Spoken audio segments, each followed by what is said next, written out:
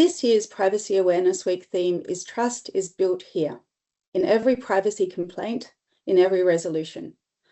It highlights that trust isn't built through statements or policies alone, although that's obviously so important, but through how organisations respond when concerns are raised, how they listen, resolve issues, and treat people with fairness and respect. As I like to think about it, it's actions, not just words. Privacy complaints are often the moment when trust is most tested.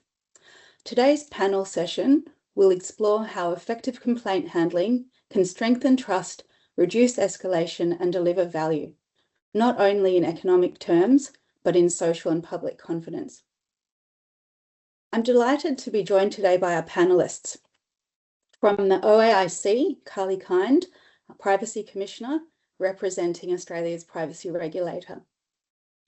From the Australian Financial Complaints Authority, AFCA, Anna Campbell, General Counsel representing Independent Dispute Resolution in Financial Services.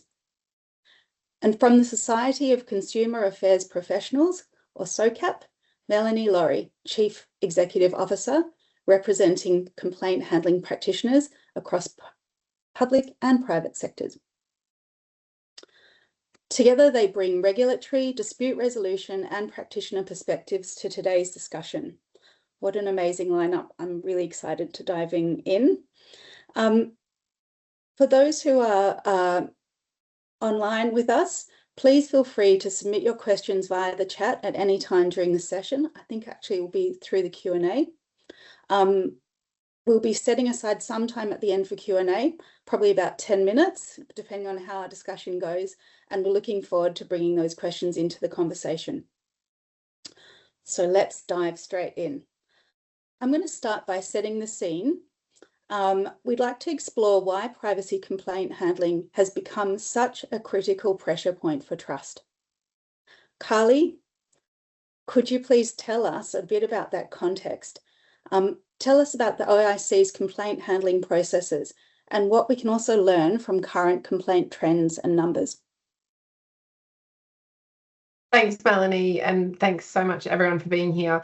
Yeah, very happy to talk about this. I think it's really helpful context, including for why we chose this theme of Trust is Built Here, focusing on complaint handling and dispute resolution for this Privacy Awareness Week. So at the OAIC, we've been focusing a lot over the last 2 years about really spelling out for entities what good looks like when it comes to compliance. We've invested a lot in terms of education, guidance, as well as enforcement action designed to drive towards compliance. And yet we still see the signals of pretty widespread non-compliance. So we still receive more than 1,000 data breach notifications a year, a number which has remained quite steady for the 7+ years that the data breach notification scheme has been in effect. We see when we're doing compliance work, particularly our first compliance sweep, which we conducted in January of this year, in which we surveyed the privacy policies of 60 entities, we saw a really significant proportion of non-compliance there, some of it quite egregious. But moreover, we've seen a big trend of incoming privacy complaints increasing at the OAIC, and it looks as if for this financial year, the complaint numbers will be up almost 50% year on year. And so that tells us that there's something wrong here. And I think, we can draw a number of conclusions, including that people are maybe more aware of their privacy, more willing to complain about it. But we think that there's also, it's also a signal that one of the premises of the Privacy Act is which is that individuals should complain first to the entities with respect to whom they have a privacy grievance, that is somehow breaking down, and that entities are really failing to take action to address privacy complaints at the source. And the OAIC should really be kind of a measure of last resort, but actually we're becoming the only place for people to turn to because their privacy complaints aren't being handled properly. We've done surveys recently around people's experience of dispute resolution processes, and the Australian Community Attitudes to Privacy Survey, which we'll look to publish in the next few weeks, found that while 64% of Australians had concerns about how an organisation handled their information in the last year, 52% of those people did not raise those concerns, either because they thought it wouldn't make a difference, it would be too hard, or they didn't know how to make a complaint. And of those that did complain, only 9% said the issue was resolved to their satisfaction. So that really tells us that we've got a lot of work to do on this aspect of compliance with the Act. APP1 is very clear about what is required. And that's why we chose this theme for today, and why we have these excellent colleagues here who really have a lot of expertise in dispute resolution and complaint handling, so we can start to build a better understanding of what good looks like in this space. Excellent. I know that there are some great insights coming from the field. And so on that note, I'm going to go to you first, Anna. If you could tell us a little bit about what you're seeing in the sort of banks and financial services space. Are the levels of complaints similar? Are the trends similar? Love to hear a bit about that. Great. Yes. Thanks, Melanie. And really interesting observations, Carly. So interestingly, while we have seen an increase in complaints this financial year to date compared to last financial year, both of these years have been lower than in the previous 2024 financial year period.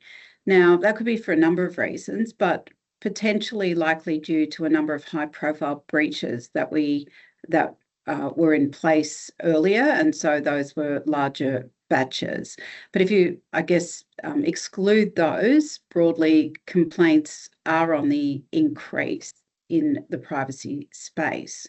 In terms of the complaints that we receive, broadly, privacy complaints are just under 10% of our total complaints. We handle different types of privacy complaints, just for context, where a breach of privacy is the sole complaint made to AFCA is one type, or where there's a privacy breach allegation raised alongside other breaches of the financial firm's obligations. And so that often becomes a secondary issue that is raised. AFCA and our predecessor schemes have always dealt with a larger number of complaints about credit reporting obligations under the Privacy Act. As a general observation, consumers are becoming more aware of their own privacy. They are paying more attention to how their privacy, personal and sensitive information is being collected, used, and shared. However, what we're seeing is that sometimes it's not always easy for the consumers to find or understand where the information is, what's happened, and all of those sorts of things, and then who to go to, whether it is at the source or whether it is to us or to the OAIC.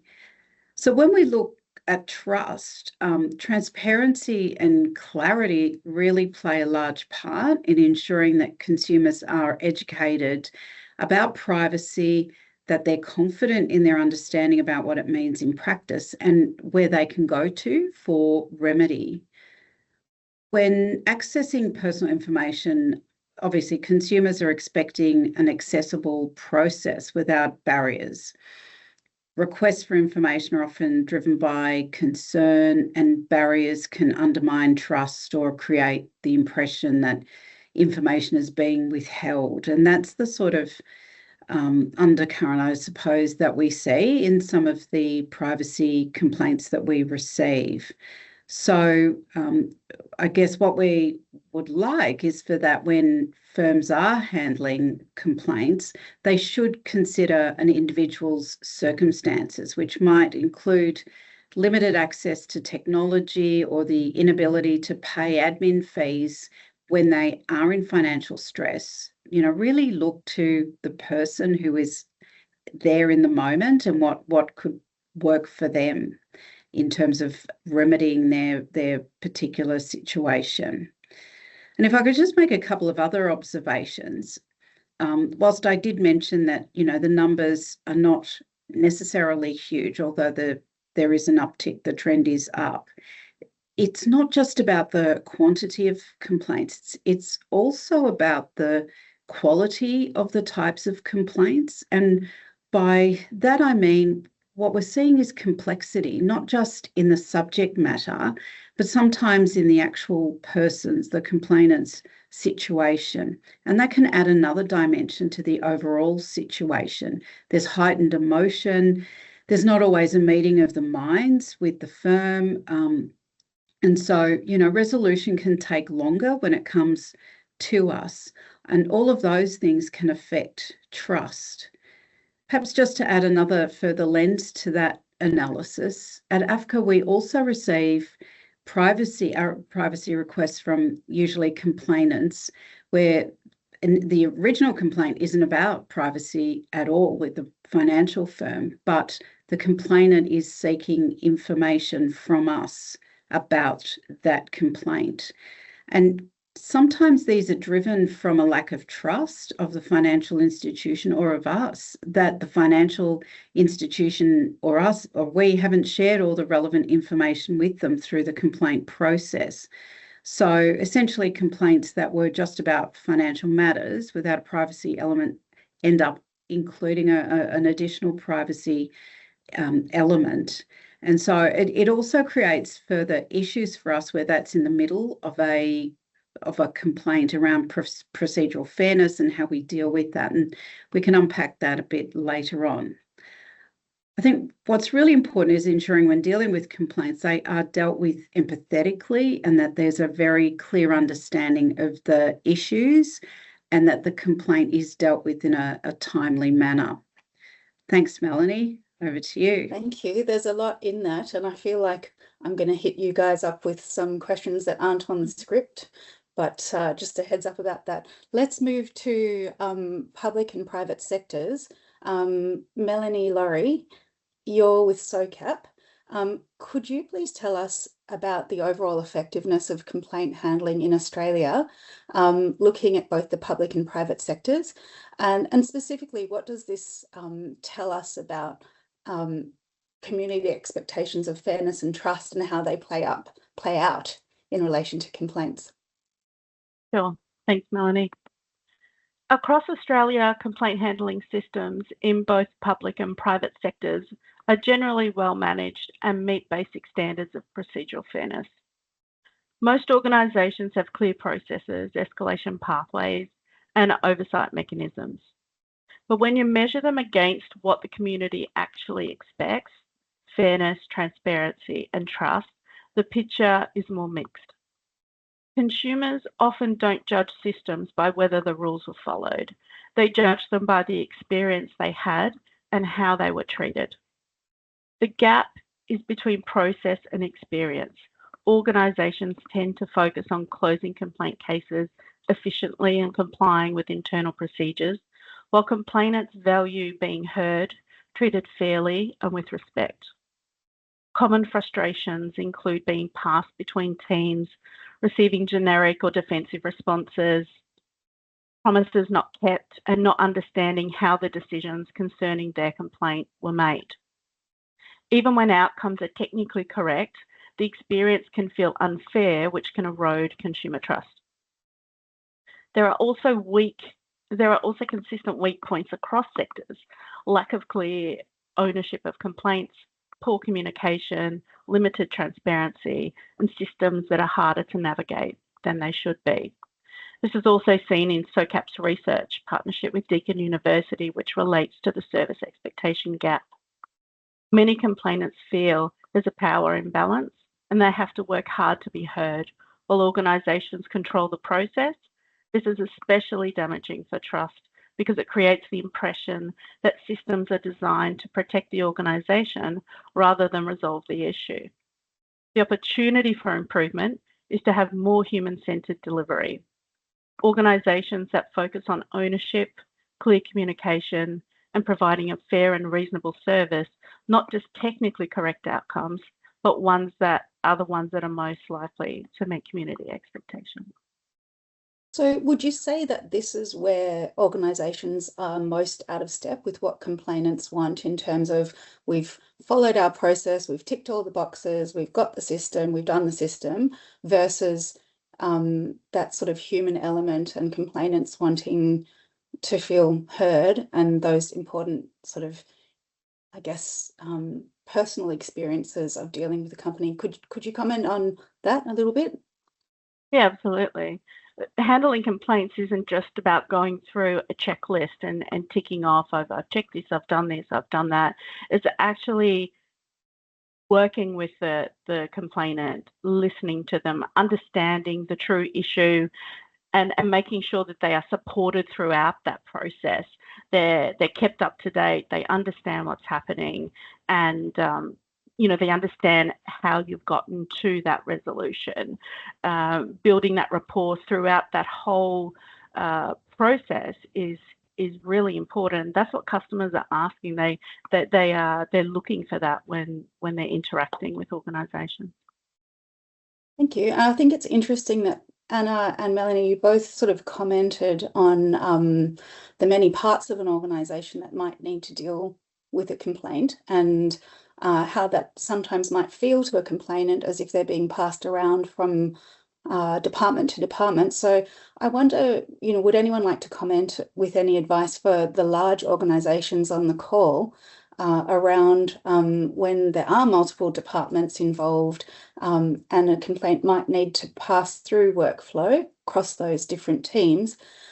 Any tips there for those large organisations? I'm happy to jump in there first, if you like. Yeah, look, it does. The more scale there is, it obviously makes it more difficult. I think it's important at the outset to triage complaints coming through so that you can properly allocate. And ideally, you don't need to pass through, and you can have an earlier resolution, so it doesn't necessarily have to scale up to the next stage. But where it does, I think it's important to gather the information well once at the outset and have a proper handover process so that the person doesn't have to keep being re-traumatized really and re-informing an organisation and not literally feeling heard. So I think there's quite a bit of process re-engineering that could be done that could make that a much better outcome for a complainant through that process. Yeah, absolutely agree. And I was just going to add that if you do need to, if you need to transfer someone to somewhere else for whatever reason, explain what you're doing.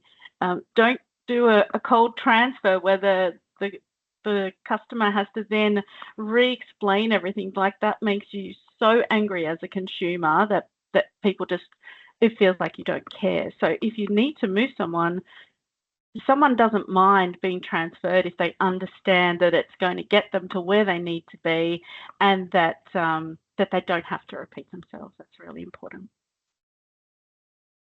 Thank you.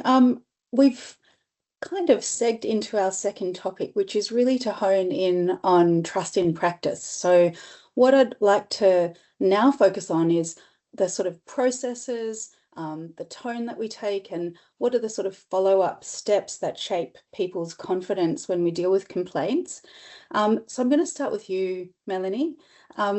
When we talk about sort of state-of-the-art complaint handling, or what is best practice, what do you think consumers are looking for? Yeah. State-of-the-art complaint handling today isn't just about resolving something fast. It's whether complainants feel like they were part of the process, it was fair, it was respectful, and that it was worth their effort. Trust is built through how complaints are handled, not just how they are resolved. At the core is a simple shift from processing complaints to supporting people in moments of friction. That shows first in ownership. One accountable person, no or limited handoffs, no ambiguity. This directly addresses one of the biggest trust breakers, which is feeling being bounced around or being ignored. It also shows in genuine listening, responses that reflect the actual concern, acknowledge impact, and explain decisions in plain language rather than relying on complex templates. Transparency by design, so that consumers know what will happen, when and why, and not just at the end of the complaint, but throughout that process. This reduces perceptions of bias and builds confidence in the system. Equally important is effort reduction.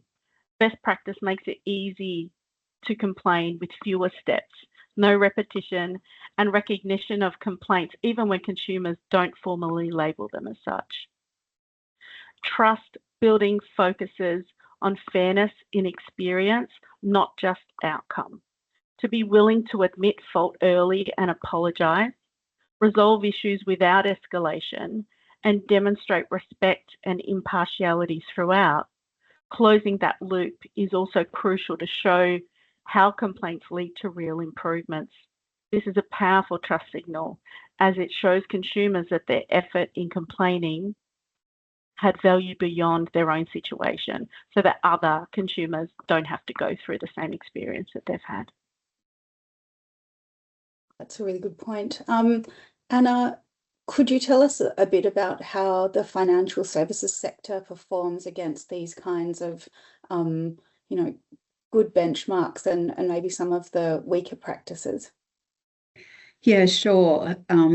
So I guess in a nutshell, probably in varying degrees, our members, for the most part, are required to meet the ASIC regulatory guide 271, and that means that they must have strong internal dispute resolution procedures. As part of their legal obligations, they are also required to provide ASIC with IDR data. So obviously there is a regulatory standard that they are needing to meet. And of course, there is the obligations that they have under the Privacy Act. In terms of where we stand in the ecosystem, we may not necessarily see absolute best practice because those are the ones that may not come into our EDR world in the first instance because they're dealt with well. So in terms of what we do see, a large proportion of complaints are resolved at an early stage. Somewhere around 38% of our complaints at that early stage. And then the rest will follow through into case management and a smaller amount up through to the decision stage, probably only around 7%. So, there is a strong, I guess, emphasis on that early resolution, which, ideally is supported by all of the framework that Melanie has discussed earlier. It's not just about early resolution, but it's done in an appropriate way. From my lens, my observations are, it's not just about meeting the minimum requirements of compliance, as Melanie mentioned. Strong IDR practices are based on transparency and clear communication and genuine engagement, which are critical to maintaining trust with consumers. And that's where the better practice is. Consumers are very cognizant that financial firms hold highly sensitive personal information of theirs. And so, they have those high expectations to take their privacy seriously. And particularly, recently, or certainly in the last few years, where there's been such a heightened environment of scams being so prevalent. So that trust needs to be built upon the internal processes of handling complaints well, with empathy, with hearing the person, as well as an uplift in their internal infrastructure. So, if you are a financial institution, increasing investment in protections as part of your compliance armour is really important, and that helps to build trust too. It's also about protection of data that is stored and, security in a dynamic way when you're engaging with consumers is also appropriate, and data hygiene. So destruction of data that isn't needed, making sure that those policies and procedures to support the virtuous circle are there, as well as following through. We've seen data breaches of information that is considerably old, and people aren't even the customer of that entity. So, there's a lot that can be done by financial firms in that space to make sure that there's not just when a complaint comes in and making sure that your internal infrastructure works well and that you deal with your complaints with empathy, but all of that background infrastructure as well.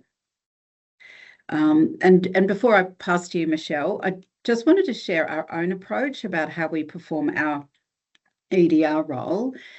As part of our strategy of equity of access, we have rolled out a See the Person campaign. We've received, over 100,000 complaints this year and last year. That campaign is about actually seeing the individual. That is, it's not the number, it's about the person and how they are treated as part of our process and how to adapt our process accordingly.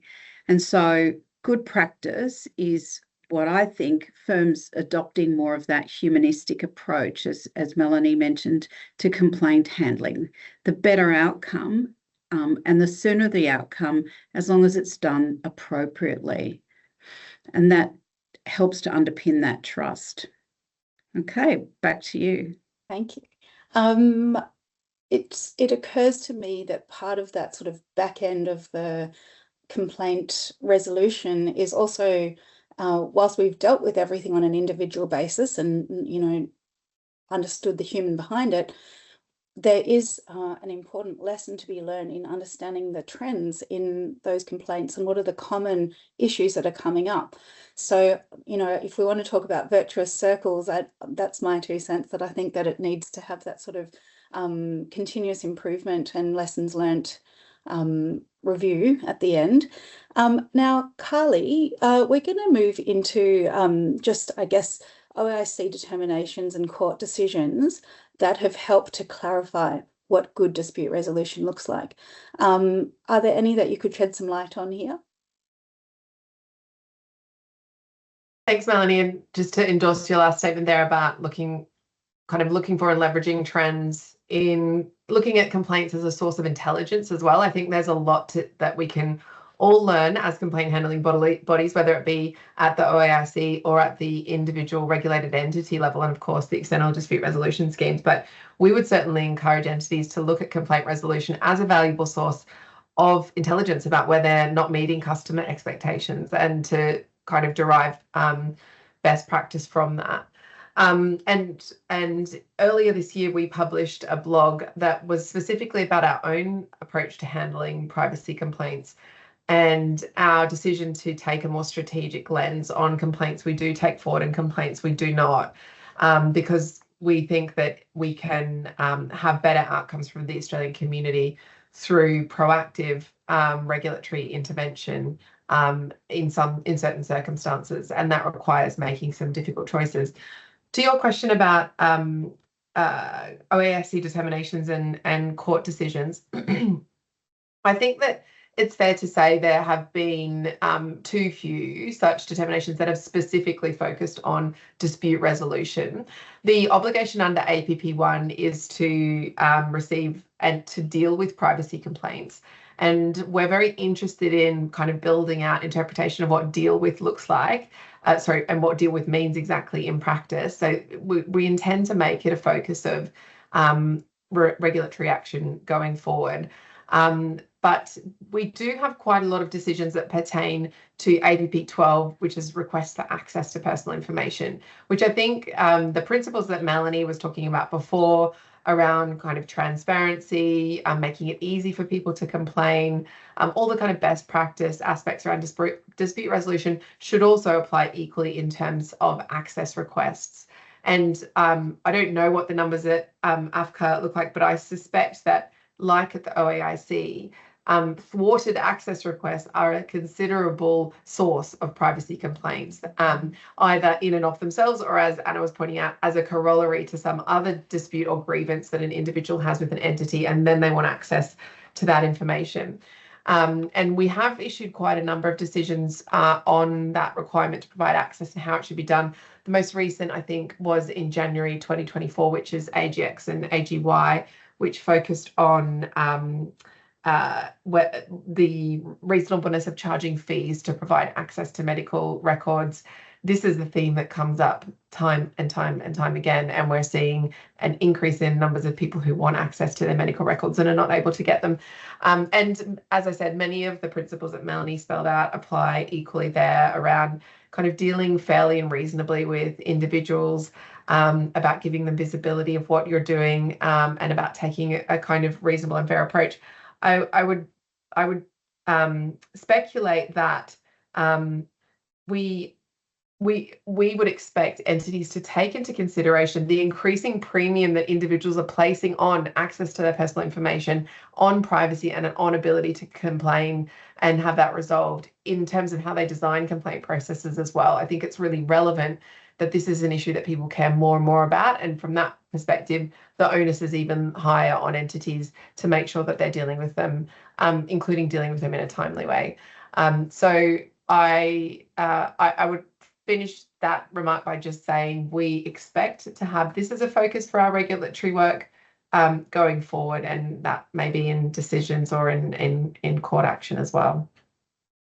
Thank you. I think for those who missed it, that was the case of AGX and AGY. There's a couple of interesting findings in there on what is a vexatious applicant, and also around what fees are unreasonable to charge. So it's quite a practical decision to have a look at if you haven't read it already. I'm actually going to move us to the sort of buzzword of AI, and this question is for you, Melanie. Could you comment on how you think emerging technologies, all emerging technologies, and you can talk about AI if you like, can help customer complaint handling? And have you seen any best practice examples or sort of standout innovations in the market that you could share with people? Oh, thank you. AI can absolutely improve complaint handling when it is used as a support tool rather than a replacement for human judgment. The strongest opportunities are practical, and AI is already being used to detect and categorise complaints more accurately, including cases where consumers don't explicitly label their concerns as a complaint, which addresses this as a known issue across all industries. And it can improve triage and prioritisation and gather information to support staff to provide clearer and more consistent responses. Another opportunity is in improving systemic issue identification. AI can analyse large volumes of complaint data to identify recurring problems, root causes, and emerging risks. This enables organisations to move from reactive handling to early intervention by fixing issues before they cause further complaints, which improves the overall customer experience. Trust risks do arise if AI is used in ways that reduce transparency or human involvement. So if consumers feel that they are dealing with a system that doesn't understand them, or if decisions become hard to explain or perceptions of fairness, this is where perceptions of fairness and trust can quickly be eroded. There are also risks around bias in data and over-reliance on automated responses or getting the feel for generic or dismissive responses.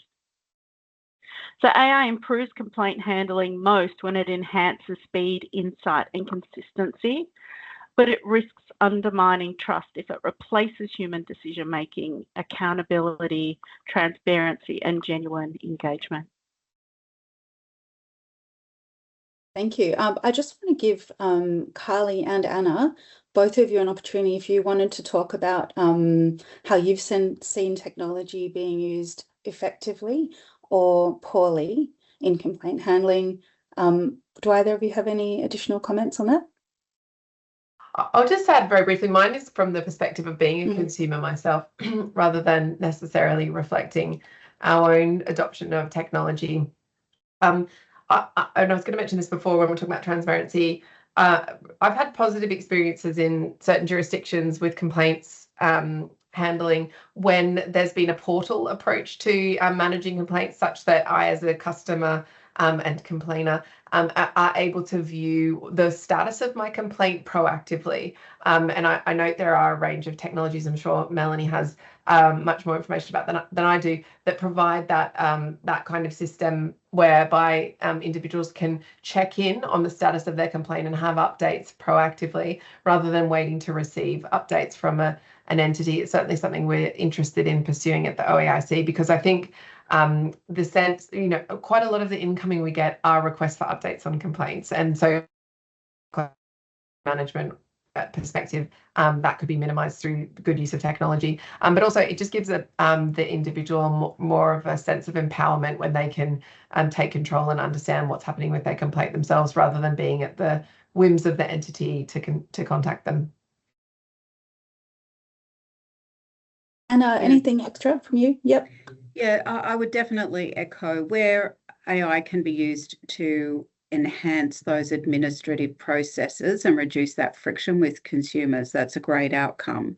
I think you do have to approach AI with caution when you are dealing with people and sensitive information, and ensuring that you have an appropriate ethical framework that sits behind that, because equally there is that additional creation of potentially more information that you need to store, and so there's all kinds of knock-on effects as well. And I think it's really important that the use of AI is dealt with in a holistic way throughout an organisation, but there's definitely scope for improvement on a number of those, and more of a self-service for those complainants that can use a portal is a great outcome.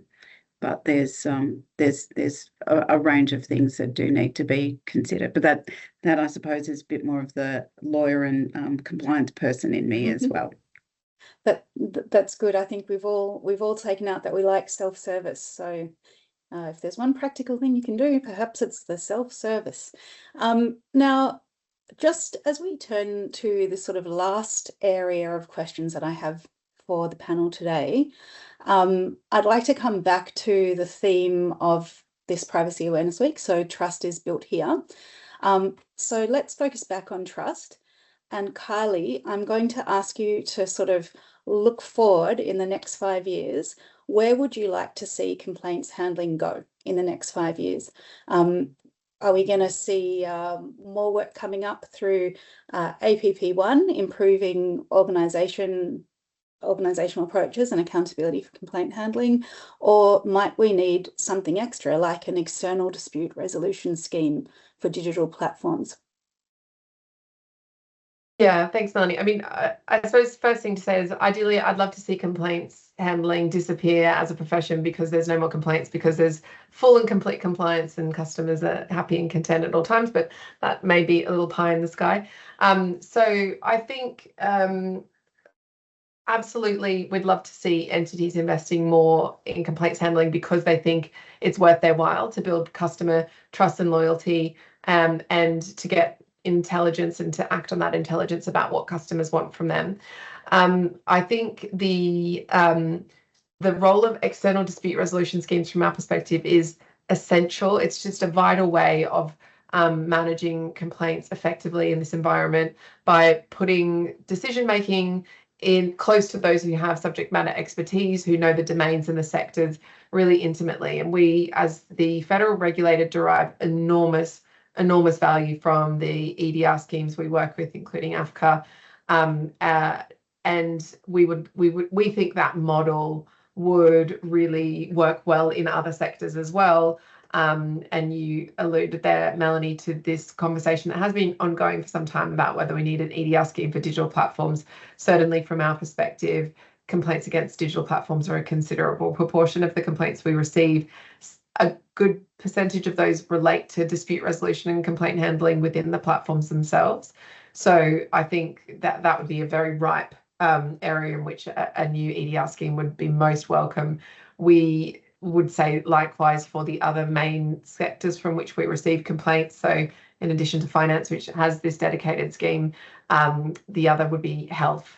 We receive an inordinate number of complaints related to health and privacy in the health sector. And I think there's a strong argument to be made for a role of an EDR there.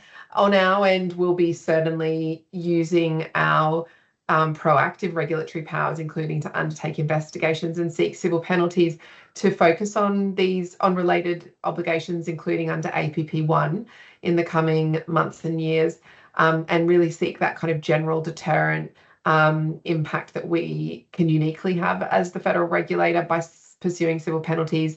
Likewise, Anna mentioned before the role of data retention and destruction in exacerbating privacy complaints and exacerbating privacy issues and really exacerbating harm that flows from data breaches. And that's a priority for us in terms of future civil penalties actions, focus on the data destruction and erasure obligations that exist under APP 11.2. Excellent, thank you. That is an excellent takeout as well, to focus on cleaning up those old data stores and reduce complaints. So Anna, Carly has mentioned that there's an effective EDR scheme and the OAIC works effectively with you. Maybe you can just comment on how EDR schemes would need to evolve to handle sort of cross-sector or cross-jurisdictional complaints. So where you've got something that's a telco services complaint bundled in with a finance complaint, how would that work without fragmenting trust or making accountabilities unclear?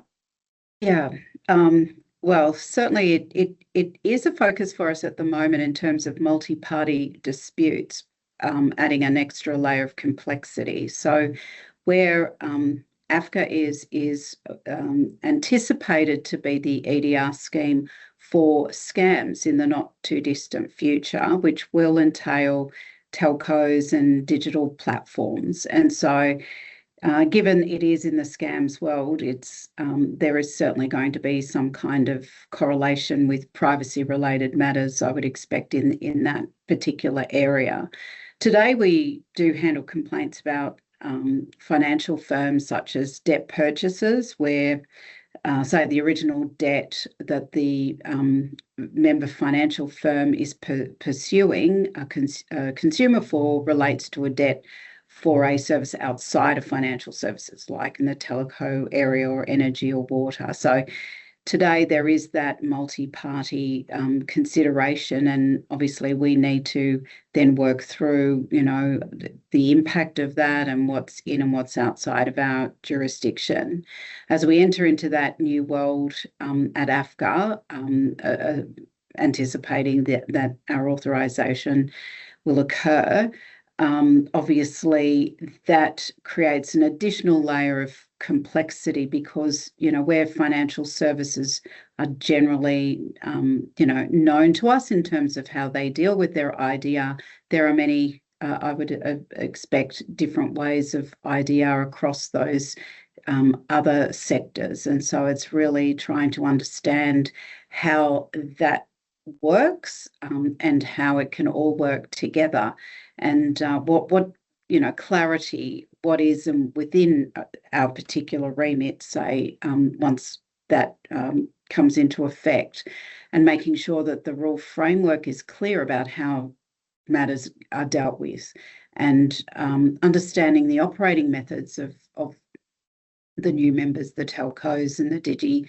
platforms, and assisting them with learning opportunities around how EDR works, and also engaging with government on trends and with the OAIC and with other EDR schemes to identify gaps and ensure that there is that continuous improvement in the framework that underpins from a legislative perspective. So certainly there is a lot to deal with to get to that next stage, but certainly, that sort of multi-party situation is already in place today, and it's something that really will need to be thought through in terms of the privacy, how we deal with privacy-related matters in future. But it isn't going away, so we need to make sure that we take what we already know and work through that, and potentially, process re-engineer what's going on to ensure that those multi-party disputes, because they are complex, that we can handle them in that way of, being humanistic, of actually seeing the person, and that the parties will, come to the party, I suppose, in terms of properly managing privacy-related matters. So, solid and constructive engagement across the board is going to be really important over the next few years as we move through to that next phase. Sounds like everyone's got their work cut out for them. Melanie, I'm going to take the final question to you before we look at the questions that have come through from our participants today. And the question I'd like to ask you is about the trust and the 5 years forward. What are your views on how complaint handling needs to evolve? Do you think the frameworks need to change? How do we keep up with rising customer expectations and changing issues of vulnerability as well, which has come up earlier? And as technology changes the way we operate as well. So basically, with all of these changes on the horizon, or perhaps others that we need, how do we evolve to have more trust in 5 years' time? Sure. Complaint handling frameworks are going to need to shift from more of a risk-based efficiency focus to a trust-driven approach. Complaints are no longer just issues to resolve. They're strategic signals, and they reflect real consumer experience. While principles like fairness, accessibility, responsiveness, and accountability are already well established, the challenge lies in consistently delivering them amid these rising expectations, increasing vulnerability, and AI-driven environments. So AI and automation, like I said before, can speed up responses, but trust is built in moments of empathy and accountability.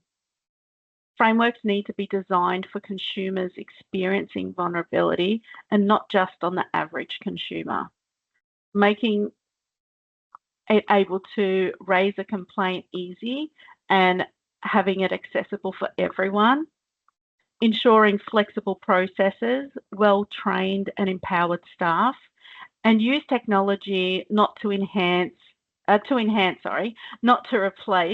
the human empathy. Combining efficiency and clear pathways to skilled decision makers is going to be really important. Frameworks need to go beyond resolution. Organisations that lead in trust will learn more from their complaints data, not just root cause, but they will understand patterns of unfairness, friction, and even exclusion, and they'll be able to integrate complaint insights directly into process improvements, product design, policy decisions, and raising it up to board level reporting.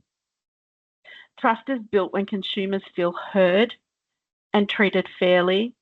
And like I said before, that they see that meaningful change as a result. So there does need to be a shift, and that will come over time.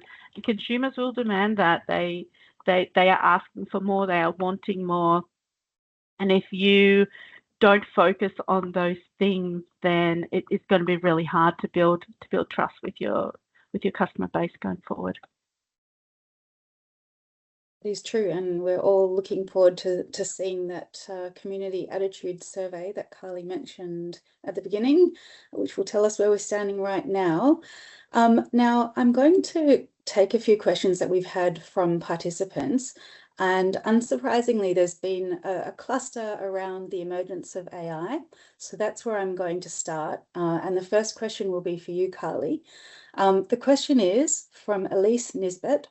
With the rise of AI used to generate privacy complaints, how is the OIC and other regulators looking at streamlining the complaints process, noting AI usage uptick? There's a similar question from Nancy about complainants being emboldened by artificial intelligence. I think in both cases, we're talking about just as organisations can use AI to analyse data better, be faster, efficient, etc., so too can complainants. So I just wonder if you could comment on, the questions are in the chat. The first one is, how is the OIC and other regulators looking at streamlining complaints, noting the uptick in AI usage? And the second question is, where complainants are emboldened by AI and feel that you have not met their needs because the response does not meet the expectations created by AI, how do we respond as an industry to that? So Carly first, and then I'm coming to Melanie and Anna. Thank you. Thank you. Yeah, that second one is a tricky one. I read in between the lines of what Nancy says that complainants might test their complaint with an AI first and be told they've got a winning complaint on their hands, which of course AI, we all know, loves to tell you how right you are, and then feel quite entitled to the same kind of outcome. So yeah, I can see that is a real challenge. I have to speak just from the experience of the OAIC, which is that we haven't noticed any trends in terms of complaints generated using the assistance of AI, and we wouldn't attribute any of the challenges we're currently facing with complaints handling to the use of AI. And I would speculate only from our perspective that I could see the value that AI might bring to complainants lodging complaints, in the sense that it may help them craft the terms of their complaints in clearer ways that correspond with the APPs, which create a relatively complex framework. And it's not always the case that the complaints we receive are structured in terms of APP-related contraventions, but rather more in kind of lay or generic terms about people's experiences. So I could speculate that AI may bring some benefit there to complainants coming to the OAIC. But in terms of volume and in terms of Nancy's interesting reflection on expectation management, we haven't yet had that experience here, but I'd be really keen to hear from Anna, for example, about whether AFCA has been grappling with this in any way. Hi, Carly. Yeah, thanks. So yes, we believe we are seeing complainants coming through with the use of AI. It's sometimes not easy to know whether it is that. Often, you'll receive quite voluminous submissions from individuals quoting all kinds of things that aren't terribly relevant, and it's really trying to unpack that. So it does take away from being able to actually get to the root cause of what the issues are that an individual is bringing. And of course, to Carly's point, there is that expectation. AI has told me that I've got an outcome, and if it doesn't go that way, then that's difficult.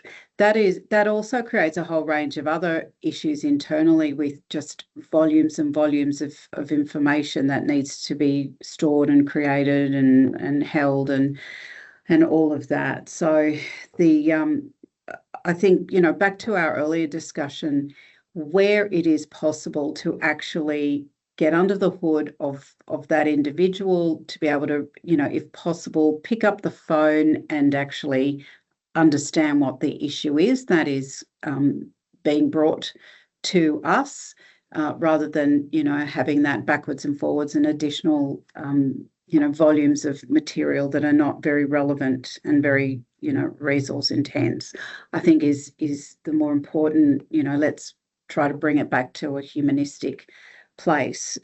Some organisations have a word limit in terms of what they bring in, so that could be an opportunity if there's an uptick in that type of behaviour to to rethink various processes as well. But yes, to the extent that AI is helpful, it can also be a difficulty for organisations as well.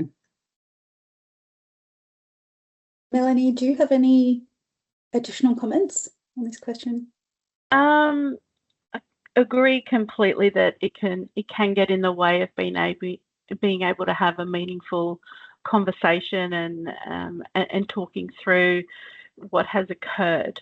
AI can also be seen as beneficial, for examples, when used to assist consumers with English as second language. So it has its really good sides, that it can really help somebody communicate where it might have been a little bit harder to do so if they're having a conversation. But definitely the other side of that is when the AI is almost writing the complaint, and then you have to have a conversation with a human that may not actually understand what they're complaining about, because AI has written it in that type of complexity. So yeah, it can be very tricky. Definitely. Now we're rounding the final corner, and I'm going to finish with one question for each of our panelists. What is your one key takeaway for our audience today? It's a hard one. Carly, would you like to go first?